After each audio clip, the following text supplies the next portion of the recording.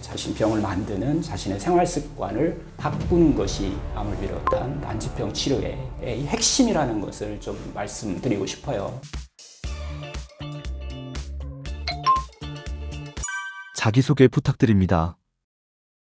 예, 안녕하세요. 반갑습니다. 병원 없는 세상을 꿈꾸는 병원장 자연닥터 상원장입니다. 제가 한 15년째 지금 요양병원에서 병원장으로 좀 근무하고 있는데요. 매일같이 상당히 많은 정말 검사와 수많은 약을 사용하고 있는데요. 치료되지 않는 병들이 너무 많다는 거예요. 또 치료가 돼도 또 재발되고를 반복하는 이런 경우가 상당히 많은데요. 결국은 우리가 이 병의 근본 원인인 뿌리가 되는 이 라이프 스타일을 바꾸지 않고 이렇게 지금같이 약으로만 병을 치료한다고 하면은, 그거 약으로만 해결하려고 한다면은 의학이 아마 역사의 비극으로 남지 않을까라는 신념이 저한테 병원을 하면서 생겼어요. 암을 비롯한 이 난치병의 치료는 반드시 현대의학의 어떤 약이나 수술이라는 치료와 함께 병을 만드는 근본 뿌리, 자신의 어떤 라이프 스타일, 자신 병을 만드는 자신의 생활 습관을 바꾸는 것이 암을 비롯한 난치병 치료의 핵심이라는 것을 좀 말씀드리고 싶어요. 특히 암을 치료할 때는 더더욱 그렇습니다.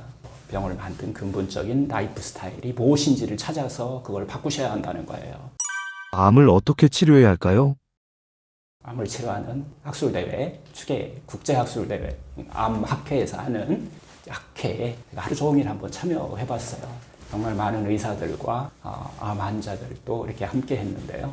그 중에는 이제 국제학술대회니까 독일에서 아주 유명한 통합의학을 하는 의사들, 일본에서 하시는 의사, 연자분들도 같이 이렇게 발표를 하시는 이런 시간을 좀 가졌었는데요. 여기서 쭉 이렇게 한번 정리를 해보니까 우리가 의학에서 암을 치료하는 방법은 크게 세 가지가 있다라고 이렇게 정리가 되더라고요. 첫 번째가 우리가 이야기하는 의학적인 어떤 현대의학에서 얘기하는 의학적 어떤 표준 치료라고 하는데, 이게 전통 치료라고 얘기를 해요. 표준 치료에는 세 가지 방법이 있다라는 것은 아마 여러분들 다 아실 거예요. 항암제요법, 그다음에 방사선, 수술, 요법, 이렇게 세 가지의 치료법을 우리가 사용하게 되는데, 이게 한국에서는 주로 어디서 쓰느냐면은 대학병원급 종합병원에서만 이게 가능해요. 중소병원에서는 이게 안 됩니다. 이 병에 어떻게 보면 암을 치료하는 원리는 검사를 딱 해서 눈에 보이는 암세포를 모두 죽이는 치료법이에요. 암세포의 검사가 나오면 이때에 이것을 사용해서 모두 죽인다라고 하는 것이죠. 그러다 보니까 이 장점이 있어요. 표준 치료의 장점은 눈으로 다 확인 가능하다는 거, 다 볼 수 있다는 거예요. 그리고 또 과학적 임상시험, 데이터, 이런 연구를 기반으로 해서 눈에 보이는 암세포들은 모두 제거하는 방법들을 의학이 알고 있다는 거예요. 그런데 이게 단점이 있어요. 그런데 단점이 너무 많아요. 암세포는 죽었는데 잘못하면 사람도 함께 죽는다는 거예요. 암세포와 함께 정상세포도 함께 손상된다. 장기적으로 부작용이 나타날 수 있다는 거예요. 그래서 여기서 그러다 보니까 5년 생존율을 기본으로 본다는 거예요. 근데 우리가 5년만 사나요? 6년 뒤에도 재발할 수도 있고 99세까지 팔팔하게 사셔야 되잖아요. 암이 왔다고 그게 안 되는 게 아니거든요. 그래서 이제 이런 문제가 어떻게 보면 다루는 데 있어서 조금은 부족하다라는 문제고요. 그 다음에 좀 또 하나 문제는 생명은 좀 연장할 수 있어요. 그런데 이제 완치가 힘들다라고 하는 거죠. 재발과 전이를 예방할 수 없다는 아주 엄청난 단점을 갖고 있어요. 그리고 또 삶의 질이 너무 떨어지기도 하고요. 또 이 치료법에 다 표준화되어 있어요. 환자의 어떤 개별 상태, 면역력의 차이 같은 이런 개별 상태에 따른 어떤 맞춤형 접근이 제한적이라는 거예요. 그런데 요즘은 이 표준의학 치료들도 이 부작용을 줄이는 방법이 상당히 많이 발달돼 있어요. 예를 들면 처음에 항암제가 나왔을 때는 우리가 1세대 항암제라고 그러는데, 그때는 세포독성 항암제를 썼어요. 정말 이때는 부작용 많았어요. 정말 항암하고 나면 머리뿐만 아니라 전신 진짜 반 우리가 죽는다는 표현을 하는데 그 정도로 힘들었었는데, 그래서 이제 그 부작용을 줄이기 위해서 2세대 항암제가 나오는 거예요. 그게 바로 표적 항암제예요. 그렇게 했는데도, 표적만 딱 정해서 항암을 했는데도 불구하고 또 마찬가지 부작용이 심한 거예요. 그래서 이제 3세대 항암제가 나온 거예요. 그게 바로 이제 면역 항암제라고 해요. 항암제 부작용을 줄이는 이렇게 방법으로 이렇게 발달해오는 거예요. 면역 항암제에서 암세포 주변에 있는 어떻게 보면 면역 세포들을 활성화시켜서 그 면역 세포들이 암세포를 이기게 하는, 그래서 상당히 많은 부작용이 줄었지만 지금도 실제적으로 하는 사람 입장에서는 상당히 부작용이 심하죠. 그래서 요즘 또 뭐 이런 것도 나와요. 줄기세포 항암제라는 게 나와요. 이번에 독일의 연사가 그 의사 선생님이 소개한 어떤 통합의학 치료에서 소개한 내용인데요. 줄기를 치료해서 뒤에 있는 암을 치료한다라고 하는 본인이 하는 것을 소개도 하기도 했습니다. 그러나 이 치료 원리는 결국은 이 검사를 다 해서 눈에 암세포가 딱 보이면 모두 죽여버리는 치료법이라는 거예요. 이 죽여버리는, 이렇게 죽여버리는 치료법은 근본 왜 생기는지를 우리가 따지지 않기 때문에 재발과 전이를 막을 수 없다라고 하는 엄청난 단점을 갖고 있다는 거예요. 식물의 그 나무에 비교하면은 병이 생겼는데 병의 뿌리를 치료해 줘야 되는데 뿌리는 치료하지 않고 잎사귀에 보이는 것만 치료하는데 초점이 맞춰져 있다라고 하는, 어떻게 보면 좀 앞으로 발전해야 될 곳이 상당히 많은 의학이다, 뭐 이렇게 생각도 듭니다. 그 다음에 이제 두 번째가 여러분들이 많이 하시는 통합의학적인 어떤 치료법들이에요. 이 통합의학적 치료 하시는 의사 선생님들은 이제 중소병원에서 주로, 또 암요양병원에서, 그리고 또 한방병원에서, 이렇게 또 의원급 병원에서 이렇게 치료를 하다 보니까 항암방사선 수술이라고 하는 것은 하지를 못하세요. 할 수가 없어요. 종합병원에서 해야 되는 거니까. 그러다 보니까 이곳에서 주로 사용하는 방법은, 이 방법 안 쓰고 뭘 쓸 거냐는 거예요. 항암방사선 수술 이외에 다양한 어떤 지금 이야기하는 보완의학적, 대체의학적 이런 치료법들을 사용하시게 되는 거예요. 대표적인 예로 들으면 첫 번째 가장 많이 사용하는 게 온연료법인데요. 온연료법이에요. 고주파 국소온연료법. 이것도 하다 보니까 잘 안 되는 거예요. 그러다 보니까 요즘은 거의 전신온연료법을 병행하는 추세예요. 또는 비슬토. 비슬토 아시죠? 겨우살이 풀이에요. 이거 유럽에 가면 엄청 많습니다. 이 비슬토가 면역 올리는 작용을 해요. 따뜻하게 하는 작용을 하거든요. 그걸 주사로 주입해서 체내 열을 올리는 방법으로 주사제를 사용하고 있죠. 그 다음에 이제 두 번째는 영양요법. 제일 많이 쓰고 있는 영양요법이에요. 각종 기능성 검사를 통해서 고용량의 비타민 C를 주입한다든가, 아니면 뭐 셀레늄, 뭐 커큐민은 이제 강황이죠. 이런 것들, 각종 기능성 식품 뭐 이런 것을 섭취하거나 아니면 주사제로 처방을 하게 되는 거죠. 세 번째는 해독요법이에요. 각종 중금속 검사를 또 통해서 중금속을 제거하는 방법이죠. 이걸 우리가 켈레이션 요법이라고 얘기하는데, 이때도 마찬가지로 여러 가지 종류의 기능성 식품을 사용하게 되죠. 네 번째로 많이 쓰는 곳이 각종 한약요법들이죠. 한방적인 것이 추가돼서 뭐 침이나 뭐 여러 가지 방법, 특히 한약을 써서 자신의 증상에 맞게 한의사들이 처방에 의한 이런 것들을 이제 통합의학이라고 많이 얘기하는 경우가 있어요. 의사와 한의사가 같이 근무하는 이런 곳에서는 한의학적인 처치도 같이 했을 때 지금 현재 우리가 하고 있는 통합의학적으로 많이 쓰고 있죠. 특히 이 한약요법 같은 경우는 일본이나 중국에서는 의사들에 의해서 쓰여지잖아요. 그래서 암치료의 보조요법으로 너무 보편화되어 있다는 거예요. 반대로 우리나라가 조금 아직은 그렇게 활성화되어 있지는 않죠. 치료와 부작용 관리하는데 많은 도움을 주는 것으로 이렇게 보고되고 있어요. 다섯 번째가 요즘 또 많이 또 쓰게 되는 고압산소요법과 수소요법이라고 하는 거예요. 이 수소요법은 이번 새로 또 등장했는데 일본의 연사가 소개했던 거예요.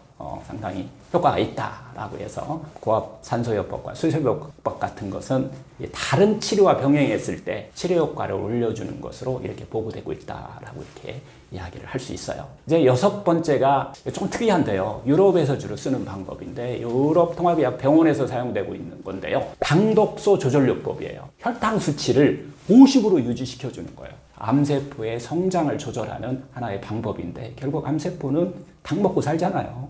당독소 먹고 사는 거잖아요. 그래서 당을 50으로 조절해 줘 봤더니 성장 속도가 확실히 줄더라. 그래서 성장을 천천히 하게 하는 이런 치료법도 쓰고요. 기타 뭐 이 통합의학에서 하고 있는 것들은 심리요법을 포함해서 다양한 대체요법들이 의학적 근거에 의해서 각 병원마다 새로운 방법들을 이렇게 계속 제시하고 사용되고 있어요. 그래서 결국은 통합의학의 치료 원리는 어떤 온연료법이라든가 영양요법, 해독요법 등 이런 다양한 요법을 통해서, 이건 암세포를 죽이는 게 아니에요. 체내 환경을 바꾸어서 암세포가 살 수 없는 조건을 만든다라고 하는 원리예요. 표준의학을 하는 항암 방사선 수술을 하는 대학병원의 의사 선생님들이 비판의 대상이 될 수 있는 표준이 없으니까 뭐 이런 것들이 여기서 좀 볼 수가 있죠. 통합의학 치료의 장점과 단점은 무엇인가요? 이 통합의학적 치료에 장점이 있어요. 결국은 장점은 부작용이 없다는 거예요. 그리고 체내 환경을 개선함으로 인해서 암세포가 체내에 살 수 없는 조건을 만들어준다라고 하는 원리를 가지고 있기 때문에 이게 가장 큰 장점이라고 좀 볼 수 있어요. 단점은 뭐냐면 종류가 너무 많아요. 종류가 너무 많다 보니까 환자가 어떤 걸 선택해야 될지 병원마다 다 다르기 때문에 이게 아마 조금 단점이 될 수 있어요.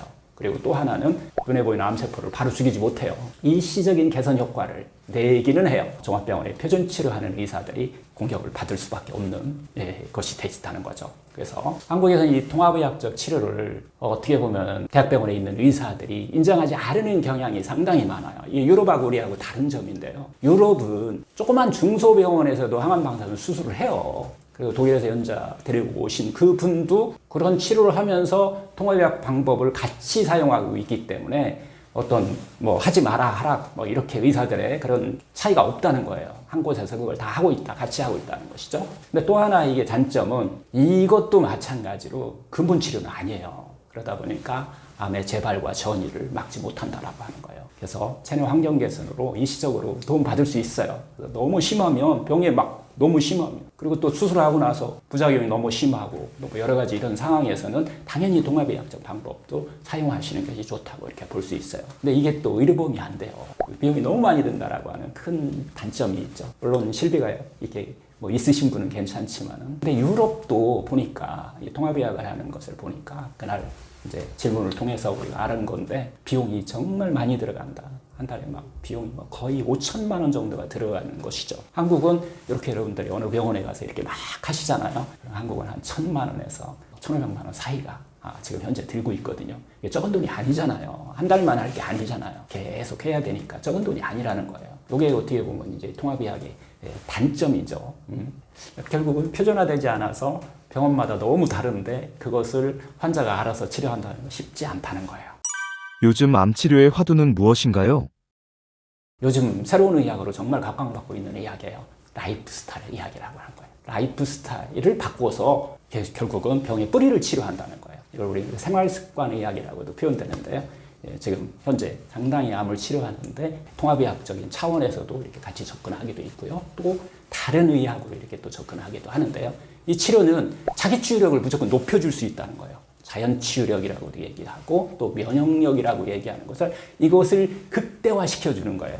결국 라이프 스타일 의학은 4가지 문제를 개선하는 것이에요. 4가지 문제. 첫 번째는 자신의 어떤 음식에 문제가 있는지 없는지를 자신이 확인하는 거예요. 그래서 그걸 개선시켜주는 방법이고요. 두 번째는 자신의 어떤 마음 문제, 이 마음의 문제, 긴장된 삶, 스트레스 이런 것들이 결국 병의 뿌리다라고 보고 있기 때문에 그것을 개선하는 방법을 가르쳐주는 의학이기도 해요. 그 다음에 이제 세 번째가 습관 문제예요. 잘못된 습관을 가지고 있는 것을 그거부터 바꾸셔야 된다는 거예요. 암을 갖고 계시면 그것을 먼저 바꿔야 내 몸이 스스로 이길 수 있는 힘이, 면역력이 키워진다는 거죠. 이게 이제 세 번째 라이프 스타일 이야기에서 다루는 거고요. 네 번째가 온도 문제예요. 온도 1도만 오르면 모든 병이 사라진다라고 하는 얘기가 있잖아요. 결국은 이 온도 문제를 자기 스스로 관리하고 다룰 수 있다는 거예요. 이걸 이제 통합의학에서는 고주파 온열이나 전신온열로 쓰는데 그것도 하나의 바쁠 급할 때는 쓸 수 있지만 자기 스스로 그거 할 수 있는 방법이 있다는 거예요. 그것을 제대로 가르쳐 주는 거. 그래서 결국은 여러분들이 손발이 차갑고 암이 걸린 분들이 대부분 손발이 차갑고 아랫배가 차갑잖아요. 이런 것들을 개선하는 모세혈관 혈액순환을 잘 시킬 수 있는 이런 방법들을 스스로 터득하셔야 된다는 거예요. 이 4가지 이 라이프 스타일의 문제를 스스로 개선하는 방법을 어떻게 보면 여러분 스스로 터득해야 된다는 거죠. 이거 병원에서 해줄 수 없어요.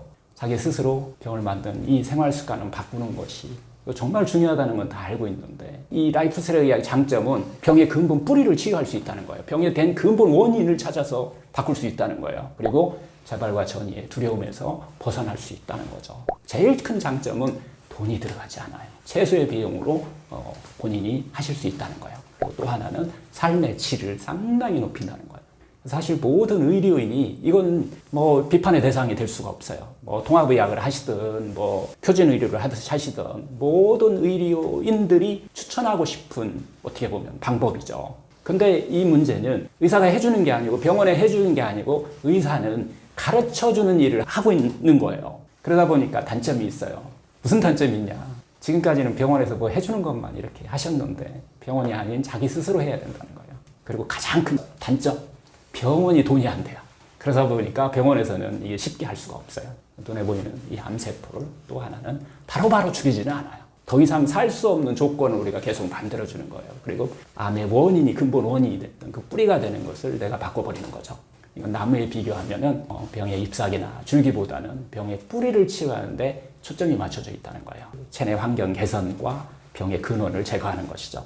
결국 어떻게 보면 암을 진단받으신 분들은 정말 혼란스럽거든요. 마음도 막 힘들어지고. 그리고 또 암을 가지신 분들이 대부분 다 정말 열심히 사시는 분들이에요. 그러다 보니까 뭐든지 다 열심히 하려고 하시기 때문에 또 이런 치료에 있어서도 모든 걸 다 막 하시려고 하다 보면 상당히 좀 혼란스러울 수도 있을 거예요. 이렇게 세 가지를 이렇게 딱 나눠서 그때그때 상황에 따라서 세 가지 방법을 적절히 사용하셔야 된다는 거예요. 첫 번째는 눈에 보이는 암세포를 크고 하면 제거해야 돼요. 두 번째는 체내에서 암이 살 수 없는 환경을 뭐 기능성 식품, 뭐 영양, 뭐 이런 것들을 가지고서 좀 조성할 필요도 있다라고 하는 거고요. 세 번째 가장 중요한 암의 근본 뿌리가 되는 라이프 스타일을 바꿔야 된다는 것입니다. 결국 이 암의 치료는 저는 항상 이 이야기를 꼭 해드리고 싶어요. 3명의 주치의를 좀 두시라고요. 암을 진단받으시면 기준이 될 수 있는 3명의 주치의를 좀 한번 두셔라라고 하는 건데요.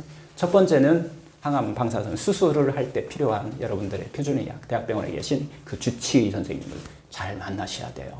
두 번째는 체내 환경을 개선할 때는 이 통합의학 주치의를 또 잘 만나야 돼요. 통합의학이라고 하는 이 개념을 확실히 이해하고 계신 이런 의사 선생님을 좀 만나시면 좋고요. 세 번째는 또 음식 문제, 마음 문제, 아까 좀 전에 얘기했던 습관 문제, 온도 문제를 개선해야 되거든요. 이 문제를 개선하고 싶으시면은 라이프 스타일 의학의 주치의를 잘 만나셔야 돼요. 이 3명의 주치의를 두시고 적절히 활용하시면 돼요. 기준이 있으셔야 된다라고 하는 것이 제일 중요합니다. 저는 이제 병원에서 주로 라이프 스타일 의학을 가르쳐 드리는 일을 제가 좀 하고 있는데요. 결국은 자기 치유력과 자연 치료, 면역력을 극대화시키는 방법을 환자에 따라서 이렇게 가르쳐 드리는 일을 하고 있는데, 제가 이제 경험을 이렇게 하다 보면은 라이프 스타일 하다 보니까 병을 치유하는 이 4가지 문제, 이 문제를 개선하는 이 일이 음식 문제하고 습관 문제하고 이 온도의 문제는, 이 3가지 문제는요, 자신의 의지만 있으면은 이거 쉽게 할 수 있어요. 그리고 개선하는 방법만 알면은 이게 바꿀 수 있다는 거예요. 기간으로 짧으면 1주일, 길어도 3주면은 이 눈에 보이는 이 문제, 내 의지대로 할 수 있는 건 다 바꿀 수 있다는 거예요. 그런데 문제가 하나 있어요.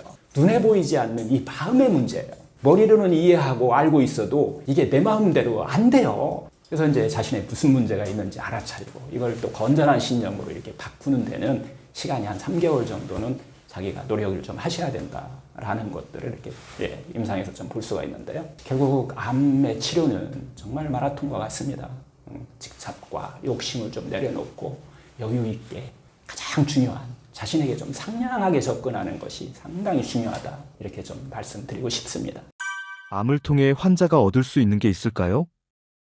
암 환자의 대부분은 어떻게 보면 스트레스를 받기 쉬운 성격을 가지고 있어요. 결국 우리는 스트레스를 쌓아두면 병이 찾아오잖아요. 그런데 병에 걸린 이후에 스트레스가 적어지거나 해소되는 경우가 있다는 거예요. 또 스트레스의 어떤 해소 외에도 병에 걸리기 전에는 내가 얻을 수 없었던 것을 병에 걸리고 나서야 얻는 경우가 있다는 거예요. 우리가 이제 본성으로부터 벌어지면 병이 찾아온다라는 얘기를 계속 드리고 있는데요.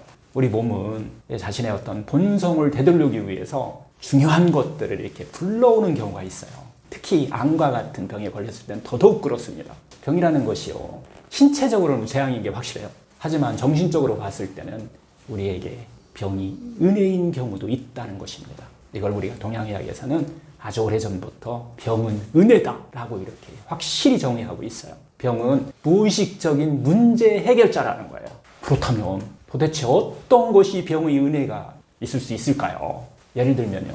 수면 부족이었던 사람이 병에 걸렸어요. 수면이나 휴식을 충분히 취할 수 있게 되었다라고 하면은 그것도 병의 은혜가 되겠죠. 또 뭐 이런 경우도 있을 수 있죠. 하기 싫은 일이나 귀찮았던 것에서 해방되는 경우도 있어요. 그런 것도 병의 은혜다 이렇게 볼 수 있는데요. 또한 가족이나 뭐 친구들한테 애정이나 배려를 느낄 수 있었다면 그것도 큰 병의 은혜입니다. 가만히 되돌아보면 병이 들기 전에는 자신의 생활에서 주어지지 않았던 것들이 병 때문에 얻을 수 있게 된 소중한 것이 반드시 있다는 거예요. 물론 그것은 무의식적인 욕구이기 때문에 자신이 그런 것을 원하고 있었을 거라고는 상상도 못해요. 꿈에도 생각하지 못했을 수도 있어요. 특히 암이 치유된 우리가 경험자들의 말하는 암의 은혜, 병의 은혜가 정말 수없이 많은데요. 그 중에서 대표적인 것 4가지만 좀 들면 이건 이제 임상에서 많이 이야기하시는 것들이에요. 첫 번째는 주위로부터 애정이나 배려를 느꼈다는 거예요. 우리는 보통 애정이나 배려가 원래 있었거든요. 그런데 서로 못 느끼고 살았을 뿐이에요. 그런데 병으로 인해서 가족이나 친구들, 주위 사람들로부터 애정이나 배려를 확실히 내가 느낄 수 있었다면 그것도 큰 병의 은혜가 되겠죠. 대부분 사람들이 이런 소중한 어떤 사람의 애정 표현이나 어떤 배려 같은 것을 첫 번째 병의 은혜로 들고 있다 이렇게 이야기를 하세요. 어떻게 보면 냉정하게 생각해 보아도 막 금방 태어난 아이가 주위로부터 애정과 케어를 받지 못한다면 그 아이는 죽는다는 이것은 사실이잖아요. 그리고 그것은 우리들에게도 마찬가지라는 거예요. 우리들은요 단지 커다란 아기일 뿐이에요. 필요한 사람 받지 못하면 우리들은 말라서 썩어 문드러지는 거라는 거예요. 그 다음에 이제 병의 은혜 두 번째는 많이 드는 순서예요. 노라고 할 수 있게 되었다는 겁니다. 하기 싫은 일이나 그런 입장에서 해방되었다면 그것도 바로 병의 은혜가 되겠죠. 병에 걸림으로써 노라고 할 수 있게 되었다라고 하는 건데요. 근데 단 죄책감을 가지지 않고 해요. 죄책감 없이 노라고 하기가 쉽지가 않거든요. 근데 병에 걸리면 쉽게 우리가 노라고 할 수 있게 된다는 거예요. 예를 들면 여성분들 시댁에 가는 거 별로 안 좋아하잖아요. 싫어하시는 분들 상당히 많이 계신데요. 이때 노라고 정말 핑계가 아니라 노라고 죄책감 없이 얘기할 수 있게 된다는 거예요. 자, 뭘 이렇게 거절한다는 게 이게 쉽지가 않아요. 하지만 병은 그런 것들을 하기 쉽게 해준다는 거예요. 노라고 말하는 훈련의 장을 제공해 준다는 거예요. 병에 걸렸습니다 라고 말하면 주위로부터 간단하게 이해받을 수 있기 때문이에요. 또 정양심리학에서는 또 이렇게 이야기도 해요. 암은 암행어사의 어폐와 같은 것이라고 말합니다. 일단 이 암이라는 어폐를 딱 꺼내면 물러거라 한 것처럼 주위 모든 것이 다 분부대로 하겠습니다 라고 하는 넋죽 엎드리는 것이라는 것이죠. 이 어폐라고도 또 면죄부라고도 할 수 있는 이 암은 원래의 모습으로 원래 본성으로 되돌리기 쉽게 하는 기회를 제공하고 있다는 거예요. 이 기회를 완벽히 사용하셔서 암이 완전히 없어지고 나서도 확실히 그런 욕구를 어떤 부정적인 스트레스가 아니라 건전한 생각으로 이런 채우는 습관을 몸에 익히는 것이 중요합니다. 이렇게 자신이 건전하게 욕구를 채울 수 있게 되기까지는 암은 자기 자신을 끈기 있게 쳐다보고 있다는 거예요. 암이 그걸 쳐다보고 있어요. 또 어떤 경우는 이런 스트레스가 이런 암의 은혜로도 해소되지 않을 때는 힘든 일 때문에 본심 그만두고 싶지만은 그만두지 못하거나 병에 걸렸어도 막 변함없이 막 피곤한 척하면서 막 다른 사람들의 요구에 무엇이든지 따라버리는 이런 것을 하고 있다면 그때는 바로 내 안에 죄책감이나 불안감이나 공포 등의 이런 부정적인 감정이 방해하고 있을 때라는 거예요. 이런 경우에는 혹시 자신이 이런 뭐를 하지 않으면이라든가 꼭 해야만 하는 일이라는 이런 집착의 부담감으로 대답을 하고 있는 것은 아닌가 되돌아보라 라고 하는 것입니다. 물론 일상생활 중에서 하고 싶지 않아도 할 필요가 있는 일도 정말 많이 있잖아요. 그런데 그런 일을 하느라고 어떻게 보면 노력을 했다라고 하면은 그만큼 확실히 자신을 좀 알아차리고 그것도 수용하시고 자신에게 상냥하게 마음 챙김과 휴식을 취하는 것이 중요하다라는 말씀 좀 드리고 싶고요. 그 다음에 이제 세 번째는 병의 은혜로 이제 세 번째로 많이 드는 거예요. 인생에서 우선순위를 재확인할 수 있었다라고 하는 것입니다. 삶의 목적이 무엇인지 확인할 수 있는 시간을 가졌다라든가 삶에서 무엇이 중요한지 정말 행복이 무엇인지 알게 되었다. 삶의 의미, 내가 왜 그렇게 사는지 이런 것들을 알게 되었다라는 표현을 해주시는 분이 많고요. 마지막으로 네 번째는 병의 은혜 네 번째는 자기 자신의 시간이 생겼다는 이렇게 표현해 주시는 분이 많아 계세요. 이게 바로 이제 네 번째로 많이 언급되는데요. 자기 자신을 되돌아볼 시간, 자신이 좋아하는 일에 몰두한 시간을 가졌다라고 이렇게 이야기를 하세요. 또 영적인 탕부 등 자신에게 있어 정말 바람직한 휴식 시간을 가질 수 있다라고 이렇게 말하시는 분들도 많고요. 이런 분도 있어요. 어느 분은 병의 은혜로 경제적인 이득을 얻었다라고 이렇게 표현하신 분도 있었어요. 이분은 정말 실비를 많이 드러났어요. 막 잔뜩 드러나가지고서 병원에 갈 때마다 치료비뿐만 아니라 막 진단의료금, 뭐 통원 경비까지 다 나온 거예요. 그래서 이분은 병에 걸리기보다 병의 은혜로 훨씬 많은 물질적 이득을 얻었던 거죠. 이분이 처음에는요, 병이 좋아지는 속도가 굉장히 좋았어요. 그런데 이분이 자꾸 재발을 하는 거예요. 왜냐하면 무의식 속에서 병이 나으면 경제적으로 이제 어떡하지? 라는 불안의 싹이 자라고 있었던 거예요. 그 다음부터는 병의 치유가 이제 진전도 잘 안 나타나는 거예요. 그런데 어느 날 보험회사로부터 한 통의 편지가 왔대요. 귀하께서 지금까지 지급된 보험금의 일부가 과지급되어 환서 조치한다는 내용이었다는 거예요. 그 뒤로부터는 이게 이제 잠도 못 자고 병이 좋아지기는커녕 정말 힘들어하는 이런 생활을 지내게 되셨는데요. 그래서 이제 우리가 종양심리학에서는 병이 좋아지면 반드시 병의 은혜를 내가 어떻게 해서 계속 얻을 수 있을 것인지를 찾아야 된다라고 말하는 거예요. 이런 물질력 말고도 정신적으로 꼭 무엇을 어떻게 해야 그걸 병이 좋아진 다음에도 얻을 수 있느냐라고 하는 것이 중요하다는 거예요. 병이 나은 후에 나는 어떻게 살아야 할지 항상 건전한 꿈과 희망을 키우는 것을 잊어서는 안 된다고 이렇게 말씀드리고 싶어요. 암은 인생의 리셋 버튼인 이유가 무엇인가요? 결국 이제 스트레스가 쌓여서 병이 찾아오는데요. 암 환자들의 공통적인 특성은 정말 참을성 많고 일을 끝까지 해내고자 하는 사람들이라는 거예요. 그리고 또 타인으로부터 정말 좋은 소리 듣는 사람들이라는 거예요. 타인한테는 정말 상냥한데 자기 자신한테는 상냥하지 못한 사람들이 많다는 거예요. 병의 어떤 본질로 봤을 때 암이라는 병은 결국 무슨 의미냐면 그렇게 살지 마요. 자신한테 좀 상냥하게 살아. 좀 행복하게 살아. 너답게 살아. 삶을 바꾸라는 신호라는 거죠. 우리를 삶의 어떤 본성으로 되돌아가라고 하는 메신저라고 받아들여야 된다는 거예요. 암은 신체적으로 정말 고통스러운 병 맞아요. 그러나 정신적으로는 삶의 방향을 재정비하고 자신을 돌볼 수 있는 이런 계기를 제공하기 때문에 암은 인생의 리셋 버튼이라고 하는 거예요. 결국 이 암이라는 병이 부정적인 문제 해결자 역할을 하고 있다는 거예요. 자연계나 우주는 항상 밸런스, 균형을 맞추려고 하고 있는데요. 우리들 인간도 마찬가지예요. 항상 욕구를 채워서 어떤 밸런스, 균형을 맞추려 하고 있는 존재라는 거예요. 그 욕구가 긍정적으로 채워지지 않았을 경우는 욕구를 이렇게 걷어들이는 것이 아니라는 거예요. 그 욕구를 부정적으로라도 채우려고 하는. 이 부정적으로 채우는 게 이게 병이에요. 특히 암은 더더욱 그렇고요. 예를 들면 통상적으로 7에서 8시간의 수면을 취하던 사람이 일이 바쁘다는 이유로 2-3시간의 어떤 수면으로 몇 개월을 지냈다고 하자고요. 본인이 긍정적으로 자신에게 수면 시간을 돌려주면 되죠. 그렇지 않다면 병이 난다는 거예요. 병이 나서 열을 나게 한다거나 뭐 신체 여기저기 아픔을 준다거나 이렇게 강제적으로 채우려 한다는 거예요.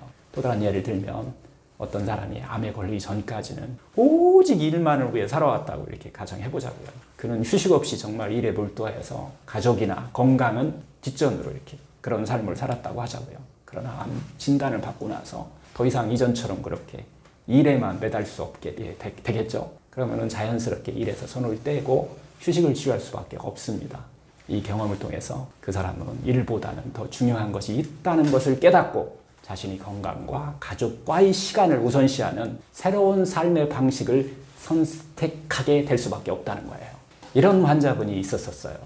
부부가 이렇게 같이 오셨는데요. 남편이 암 환자였어요. 그 남편분은 안정된 어떤 한 기업의 CEO, 경영자이셨고 사장님이셨어요. 이분은 아침 8시에 출근해서 밤 10시까지 일하고 맨날 365일 그야말로 하여튼 막 이렇게 일을 하는 분이었는데요. 항상 너무 시간이 아까워서 점심도 위장을 채우는 것 정도의 인스턴트를 먹으면서 정말 열심히 일을 하고 있었던 그런 사장님이었는데요. 그분이 어느 날 출근을 하는 중이었는데 배가 갑자기 아팠던 거예요. 여지껏 어느 정도 배가 아프면 그냥 무시를 하고 그렇게 막 일을 했는데 이날은 너무너무 아파서 병원을 갔대요. 응급실을 갔는데 그랬더니 거기서 검사를 하는 과정에 암이 발견되었다는 거예요. 그래서 암이 너무 커가지고서 장기를 눌러가지고서 통증이 긴급 수술을 하지 않으면 안 되는 이런 생명이 위험한 상황이었다고 해요. 그래서 수술을 받아야 돼가지고서 하여튼 비즈니스백을 갖고서 출근하던 길에 바로 입원해서 수술을 하게 된 사람인데요. 근데 그분이 이제 의사 선생님하고 이제 이야기를 하는데 일단 직장에 가서 이 일을 조금 더 마무리하고 그렇게 아픈데도 불구하고 직원들한테 이 일을 좀 시키고 올게요 라고 이렇게 얘기를 했대요. 그때 그 의사 선생님이 당신 일하고 목숨하고 뭐가 더 중요하냐고 그렇게 해서 이제 할 수 없이 바로 입원을 해서 긴급 수술을 받게 되었다고 해요. 그래서 그 사장님은 결국은 타이에서 일을 놓게 되고요.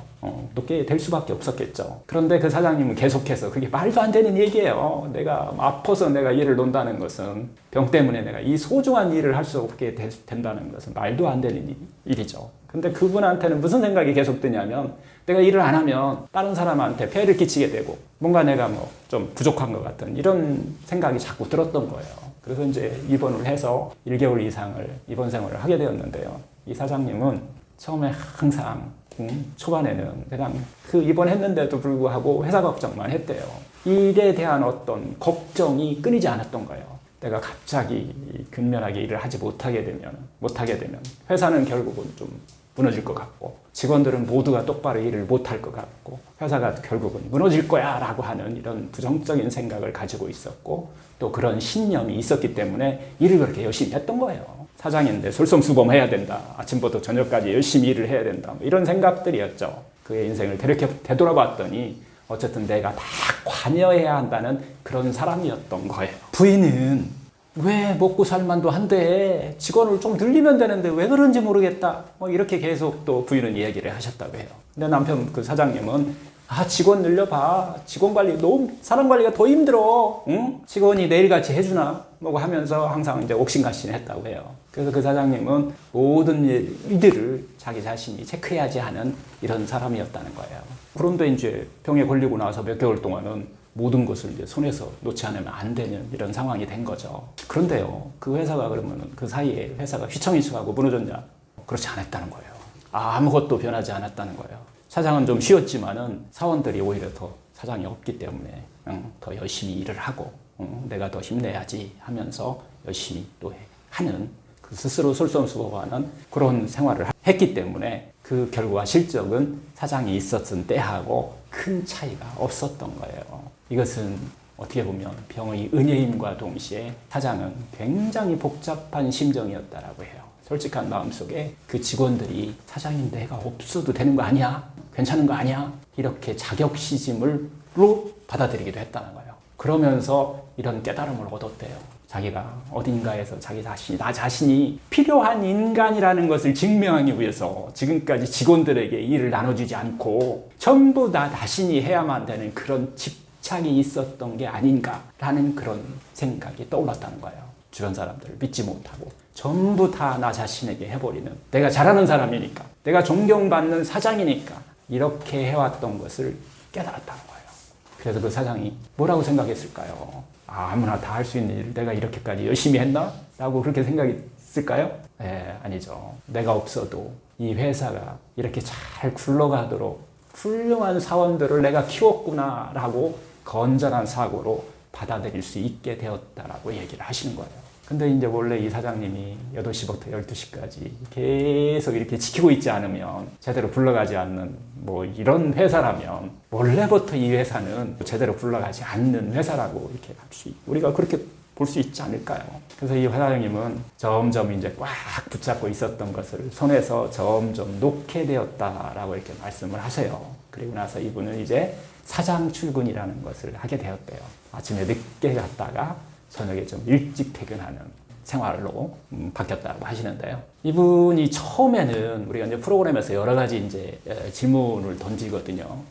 이분한테 인생의 목적이 무엇인지 한번 네가 정말 즐거운 일이 인생에서 어떤 것이 있는지 5개만 써보라고 하는 이 기쁨 리스트를 쓰는 것이 있어요. 5개만 써보라고 그랬는데 처음에는 이분이 전부 일이라고 다 쓴 거예요. 무슨 일 할 때 막 이렇게 일이라고만 썼는데 이 암 치료하고 후에는 이 기쁨 리스트에다가 일 이외에 어떤 삶의 기쁨이나 나 자신을 위한 어떤 것들을 다양하게 찾으려고 노력한 것들을 쓰셨다는 거예요. 지금까지는 막 모든 책도 다 암에 관련한 책만 읽었었는데 이제는 여러 가지 자신의 어떤 취미에 관한 책도 읽게 되기 시작했다라고 말씀을 하세요. 편안하게 느긋하게 어떻게 보면 이제 산책도 하게 되고 가볍게 근처 공원에 이렇게 산책을 하고 있었는데요. 그 공원에 굉장히 큰 나무가 있었대요. 그동안에는 출퇴근할 때 왔다 갔다 다 보였던 건데 지금까지는 그것이 있는 것조차 눈치 못 채고 이렇게 살았었는데 이제 그게 다 보이기 시작했대요. 그래서 결국은 나무를 보며 산책도 하고 바닷가 산책도 하고 또 이번에 가장 큰 변화는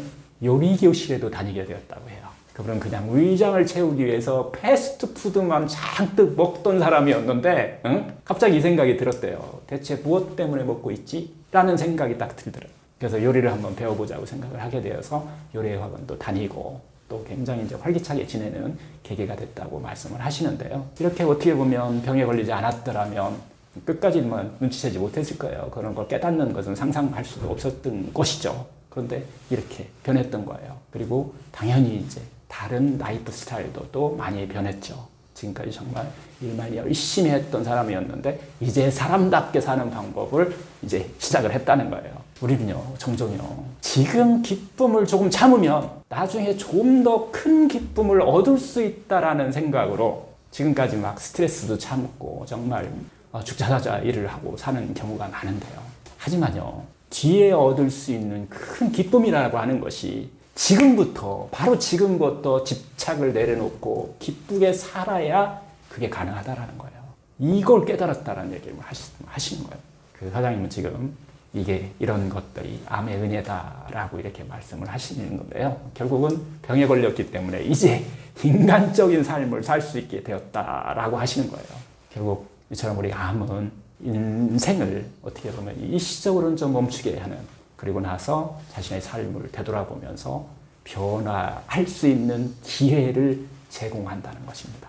암을 단순히 없애야 할 병으로만 보지 않고 자신을 성찰하고 성장할 수 있는 계기로 받아들이는 것이 바로 암을 인생의 리셋 버튼으로 바라보는 이유라고 얘기할 수 있겠죠.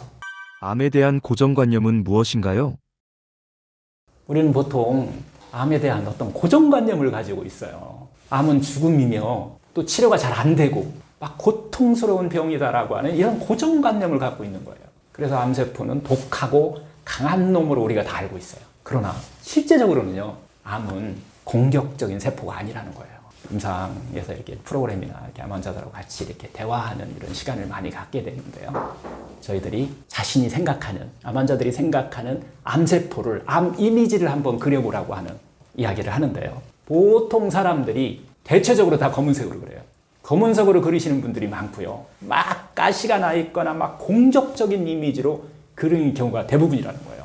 더욱 놀라운 것은요, 보통 의사들한테도 암의 이미지를 한번 그림으로 그려보라고 이렇게 하면은 암세포는 정말 시커멓고 뾰족뾰족한 어떤 가시를 가진 세포로 그린다는 거예요. 암은 강하고 공격적인 세포라는 이미지가 너무 일반적이라는 거예요. 그런데 실제로는요, 의학적으로 봤을 때는 암세포는 정상세포를 공격하는 경우가 한 건도 없어요. 암은 그냥 공격적인 세포가 아니라는 거예요. 세포학적으로 봤을 때도 실제로는 정말 암세포는 매우 약하고 막 일그러지고 막 불완전하고 혼란한 세포라는 거예요. 이걸 연구하기 위해서 실험실에서 몸 바깥으로 이렇게 꺼내보면 암세포는요, 혼자 못 살아요. 금방 죽는데요. 근데 정상세포들은 오랜 시간을 이렇게 삶을 유지하고 있다는 거예요. 우리가 어떻게 보면 이 암세포는 우리가 이 면역력만 조금 제대로 잘 갖추고 있다면 언제든지 치유가 될 수 있는 정말 약하고 약한 세포라는 거예요. 결국 우리 몸이 원래 하던 대로만 하면, 내 안에 100명의 의사가 있다는 얘기를 하잖아요. 자연스럽게 소멸되는 세포라는 거죠. 의학 교과서에 의하면요, 세포의 그 메커니즘으로 봤을 때 암세포와 가장 닮은 것은 지방세포라고 얘기를 해요. 메커니즘으로 봤을 때 이 지방세포와 가장 비슷하다는 거예요. 지방세포도 여러분 먹는 거 줄이지 않으면요 계속 증가하는 세포예요. 지방세포 자체는 어느 것도 공격하지 않잖아요. 전혀 하지 않아요. 사람들은 그런데 지방세포를 막 공격적이어서 막 무섭다고 생각하지는 않잖아요. 인간은 지방이 좀 너무 많이 늘게 되면 결국 비만이 되고 심혈관계 질환을 만들잖아요. 그래서 결국은 죽음에 이르는 케이스가 얼마나 많아요. 그러나 우리는 지방이 좀 늘어난다고 해도 그만큼 공포심을 갖지는 않는다는 거예요.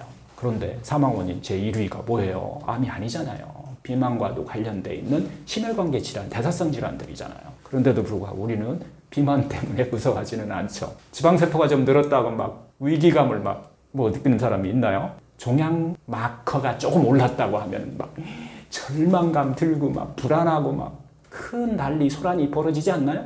그런데 암세포도 지방세포가 똑같은 거예요. 지방세포와 닮은 암세포가 계속 비정상적으로 늘어나기 때문에 결국은 장기를 압박하거나 그것이 건강을 해친다는 거예요. 그래서 결국은 우리는 암으로 죽음을 이르게 하는 경우도 있을 수 있어요. 그것도 당연히. 이 암을 수술하는 의사들에 의하면요. 실제 암세포는 색깔이 그렇대 하얗고요. 찌푸러진 듯한 이렇게 이게 약해진 그런 모습이라고 얘기를 해요. 그런데 그 의사한테도 나중에 암세포를 그려보라고 하면은 막 시커멓고 뾰족뾰족한 가시를 가진 세포로 그린다는 거예요. 이게 놀라운 점이죠. 의료업을 직업으로 하는 환자들한테도 암의 이미지를 한번 물어보면은 또 마찬가지로 공격적이고 강하고 막 무서운 세포라고 대답한다는 거예요. 세포학적 견지에서 보았을 때 이게 그렇지 않지 않느냐. 어떻게 암이 그러냐. 그렇게 무서운 세포냐. 세포학적 견지에서 이렇게 물어보면은 다 또 그렇게 얘기를 하세요. 그렇게 또 생각을 해보니까 확실히 그렇다고 이렇게 대답한다는 거예요. 그래서 결국 암은 결코 공격적이지 않다는 거예요. 그냥 불완전한 세포라는 거죠.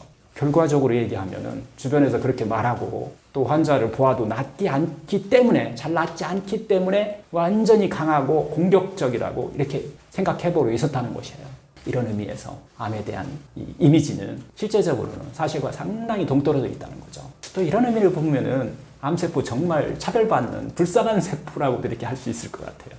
반대로 이걸 생각하면은 개선의 여지가 있다는 것으로 우리가 좋은 신호라고도 볼 수 있어요. 암은 강하고 공격적이며 불치의 병이다라는 이런 이미지가 우리들도 모르는 사이에 결국은 암은 죽음, 암은 고통이라고 하는 이 고정관념이 생긴 요인이 되고 있었다는 거예요. 그래서 우리들은 한 번 더 이 암에 대한 이미지를 확실히 바로잡을 필요가 있습니다. 암은 약하고 혼란한 불완전한 세포라는 겁니다. 세포학적으로도 암세포가 약하고 일그러지고 혼란하는 이런 세포라는 거예요. 약하고 약한 이 암세포는 조금만 자기 자신에게 여러분들이 상냥하게 자기 자신을 좀 릴렉스하고 살면 내 안에 치유력이 그냥 배제시켜버리는 이런 세포라는 것을 다시 한번 생각해 주셨으면 좋겠습니다. 이 암을 공격적인 세포가 아니라 어떻게 보면 삶을 바꾸라는 어떤 신호로 봤을 때 우리는 단순히 병을 없애는 데 그치지 않고 이 병이 나타나게 된 병의 뿌리를 되돌아볼 수 있다는 거예요. 어떤 억압된 감정이나 무리한 삶의 방식을 좀 조정하고 긴장된 삶을 좀 릴렉스하고 타인한테만 상냥했던 마음을 자기 자신에게도 상냥하게 살면서 몸과 마음의 균형, 이런 밸런스를 회복하는 방향으로 우리가 나갈 수 있다는 거예요. 이때 비로소 암의 근본적인 어떤 치료뿐만 아니라 재발과 전이라면 암의 이런 특성에서 벗어날 수 있다는 것입니다. 플라시보 효과가 암 환자에게 미치는 영향은 어떤가요? 플라시보 효과는 많이 들어보시지 않았나요? 근데 사람은요, 누구나 태어날 때부터 자기 자신을 건강하게 유지하고자 하는 어떤 힘을 가지고 태어난다고 해요. 근데 이제 플라시보 효과라고 하는 것은 환자가 실제 치료제가 아닌 가짜 약이나 이런 치료를 받았음에도 불구하고 증상이 호전되는 현상이에요. 좋은 말을 듣거나 가짜 약을 투약했는데 증상이 막 호전되는 이런 현상을 우리가 플라시보 효과라고 하는데요. 암 환자에게는 이런 이 플라시보 효과가 특히 이 정신적이나 신체적 어떤 개선을, 이런 상태를 개선하는데 중요한 역할을 할 수 있다는 거예요. 이 플라시보 효과는 주로 환자의 어떤 기대감, 상상력, 물론 가짜 약도 중요하겠죠. 어떤 긍정적인 믿음에서부터 비롯된다는 거예요. 그 믿음이 가장 중요합니다. 플라시보 효과는 결국은 의학적으로 이 플라시보 효과를 가장 잘 이렇게 활용하신 분이 이 클로퍼 박사라고 하시는 분인데요. 상당히 유명하신 분이에요. 암을 치료하시는 분이었는데요. 이 클로퍼 박사가 자기의 암센터 병원에서 이 클레오비젠이라고 하는 이 신약을 만드신 거예요. 근데 그 약에 큰 기대를 걷고 있었던 이 많은 환자들이 스스로 이제 투약을 요청한 이 말기암 환자들한테 이게 투약을 했는데요. 의학적으로는 하여튼 치유 불가능한 환자가 이게 순식간에 막 치료가 되는 거예요. 암이 없어져 버렸다는 거예요. 그런데 얼마 후에 이 연구를 또 계속 해보다 보니까 크로퍼 박사의 환자 이외에는 다른 병원에서는 거의 효과가 없는 것으로 이렇게 밝혀진 거예요. 매스컴에서 그래서 이 약의 유효성이 공식적으로 부정되어 버린 거예요. 그런데 그동안에 크레오베젠이라고 하는 이 약을 먹어서 막 좋아졌던 이 환자들도 반대로 안 좋아지기 시작하는 거예요. 순식간으로 악화되면서 옛날 상태로 되돌아가 버린 거예요. 이 상황을 상당히 흥미를 가지고서 바라본 이 박사의 의료팀은 이렇게 또 얘기를 했대요. 지난번에 투약했던 약에는 좀 문제가 있었다. 하지만 그 문제는 이제 다 해결됐고 이번에는 효과가 2배인 것을 당신에게 투약하겠다.